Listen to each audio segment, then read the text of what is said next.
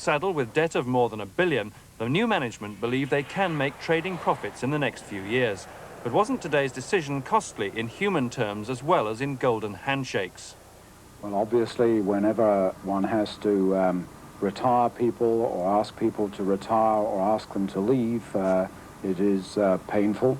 The cost factor will be offset, obviously, by the savings which we expect to achieve in relatively short order.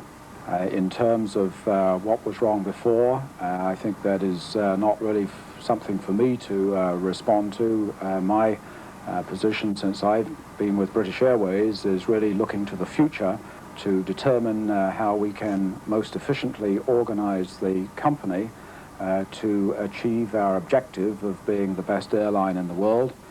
It remains to be seen, though, whether this new look BA management structure can make the company an attractive enough proposition to sell off to the private sector. It's what the government desperately wants, but with more than £1 billion of debt, it may take more than a new set of managers to impress the city. Giles Smith, ITN, at British Airways.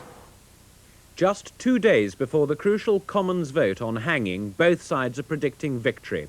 But MPs who oppose the return of the death penalty admit the result could be closer than ever before.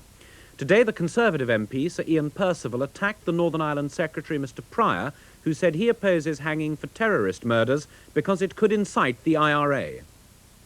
Some people say we wouldn't dare to carry out the punishment for fear of reprisal. Now that worries me, because if in fact we've got to the state where we would be too afraid to carry out something that we thought ought to be done for fear of what the terrorists would do, then it looks to me as though they're well on the way to doing what they're trying to do, to terrorise us out of doing what we think is right. But Lady Jane Ewart-Biggs, the widow of the British ambassador to Dublin, Christopher Ewart-Briggs, who was murdered by the IRA 7 years ago, said today she was opposed to hanging. She said it shouldn't even be brought back for terrorist murders. I've always been totally against the restoration of the death penalty. I think it's retrogressive, I think it's barbaric, I think it's degrading. I mean, I have every kind of emotional opposition to the restoration, and I find that one's own sort of moral, I mean, on moral grounds, but I think those moral grounds can also be substantiated by the fact that there are no statistics that prove that it had been a deterrent. The millionaire businessman, Sir James Goldsmith, has won record damages from the satirical magazine Private Eye. In its biggest ever settlement, the magazine had to pay £85,000. They'd wrongly connected Sir James with Roberto Calvi, the man known as God's banker, who was found hanging under Blackfriars Bridge in London. Sir James said the magazine was a cancer in society that he would continue to battle against until it was purged. Obviously, from a personal point of view, from my family point of view, even my children were systematically attacked. Yes, that upset me as it would anybody else. But I see this as something far broader, and that is what I'm fighting. And I think it is the press, I think it is you in the media who should be cutting this out, not me. But as nobody else has cut out this cancer, I've set myself the task of being the surgeon. To say that this Private Eye is some part of a conspiracy is, I would say, pretty mad. You'd probably sue me for saying that. I'm fortunate in that I'm really rather rich, and I can take them on, and they can't harm me anymore. And therefore, as far as I'm concerned, I'm in a position to take them on and expose them. He says he's a very rich man and that he can continue with this practice. Yes, he can, and I take account of that. But as I say, I mean, I think that as far as we're concerned, he is a sort of vanishing species, that we won't see all that much more of him. President Reagan's special envoy to Central America, Mr. Richard Stone, has arrived back in Washington after failing to meet Salvadorian guerrilla leaders in the Costa Rican capital, San Jose. Mr. Stone went to try to persuade them to take part in elections in El Salvador later this year. The guerrillas, who want to overthrow the American-backed Salvador government, issued a communique blaming the failure on procedural difficulties. Later they said Mr. Stone had refused to talk. Mr. Stone himself wouldn't speak to reporters either. No comment. Poland's Roman Catholic leader, Cardinal Glemp, has said martial law will be lifted next week. He said there'll also be a declaration of amnesty for political prisoners. Cardinal Glemp had just returned from talks with the Pope at the Vatican. He said July the 22nd was the most likely date for ending martial law. It's a national holiday.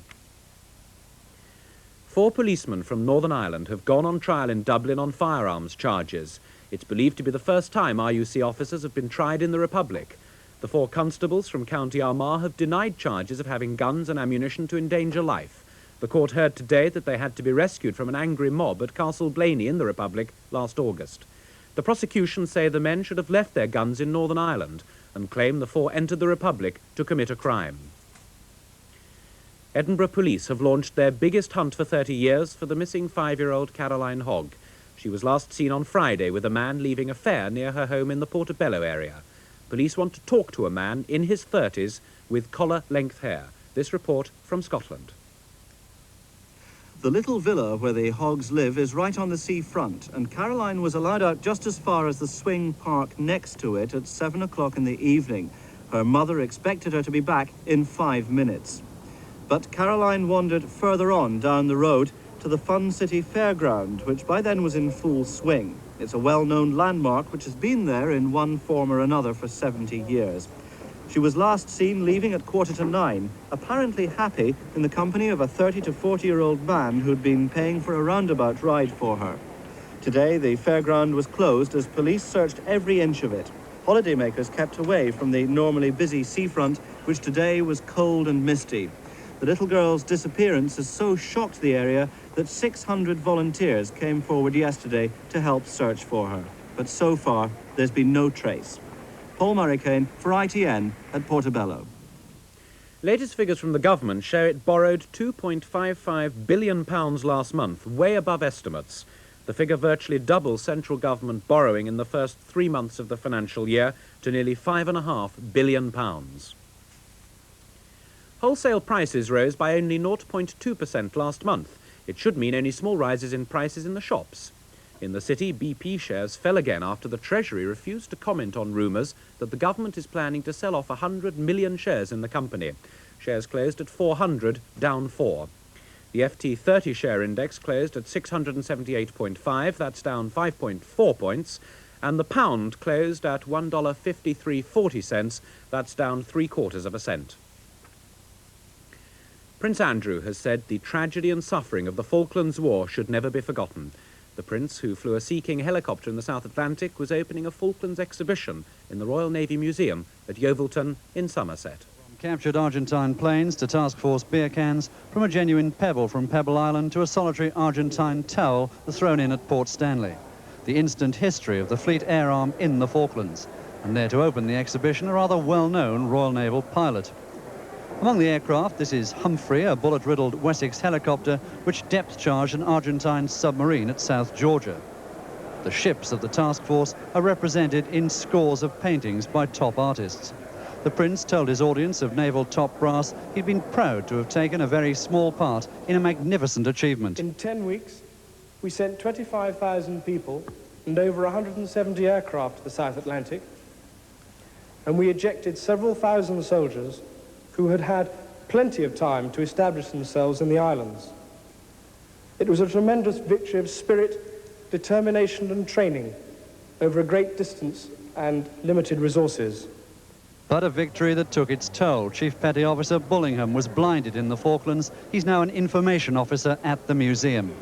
It was later at the flying display that the Prince's Falkland memories may have been given something of a jolt. Yes, that is an Argentine Pucara, coming straight at the royal visitor. Ken Rees, ITN, Yeovilton. Jaguar cars have launched a big sales drive to put them back at the top of the luxury car market in Europe. Their first target is West Germany, where they want to double their sales this year. And to persuade the Germans to switch from their Mercedes and BMWs, they're putting Jags back on the racetrack as well as back in the showrooms. Jaguar's back on the right track in Germany despite stiff competition from Mercedes and BMW. And it's entering touring car races like this weekend's at Nürburgring to prove its saloon cars are as good as the opposition. Last year, Jaguar won the race for the first time in nearly 20 years. And though both this year's entries had technical problems, it's level pegging with BMW in the European series. It's a remarkable recovery for a company threatened with closure 3 years ago when losses topped £500,000 a week, and Jaguar quality was a joke. In most countries, the reputation was really quite bad. It's probably typified by